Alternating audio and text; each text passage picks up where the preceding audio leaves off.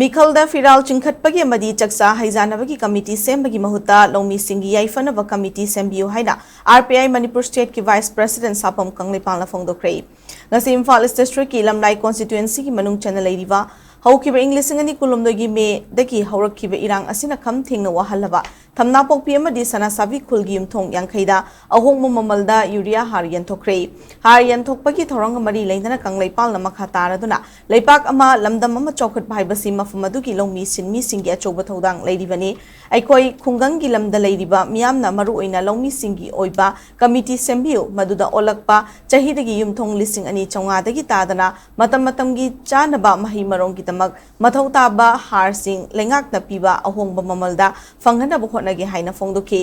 lamlai maikaida pungdongbam gram panchayat ki mafam sing lo ngan napali adug atai gp na khra thing napali fibam sing asi mari leinaba singna uvidabana hargi awabasi miyam na mayok na bane lamlai gi Loumee sing olak pachahida awon ma soidan laklani awon ba sina mapumfa na laklagadi English ngani kunga taretadi lamlai acida urea har asi yumthong khudingmak lengakna lepa mamalda ahong mamalda fanghan mangamlagani haike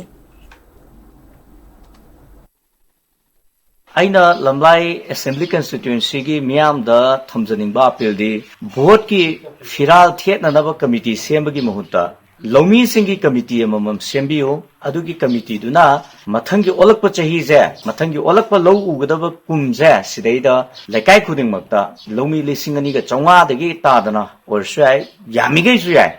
lekai dudaida lengak na piba mamandu daida ai har soi phangan geba vote ki firan yungnanaba committee sembada thaw yaubirunu kanaba nate Loumee sing yaifarakanda lamlai kendra je chakholakadabaneba haujiksu lamlai gi miyam ji porompa ta chalakanda agriculture office daida numi chupam leperaga ahingdagi hoganaraga queue mamang thangnanaba na lepaga leibagi punsirom da dum leiriba aikhoida mase hainabi moi thokre awaba je aikhoigi punsirol ama oigraboi ningdana aikhoida duty oibadona tawdabe yadraba ithoina ureba madu natteba masi Loumee sing gi yaifana bade aina honajari je kanagumba ma chaibigi nate kanagumba ma hunbigi nate tawbirakte na complain tawbusu nate haitare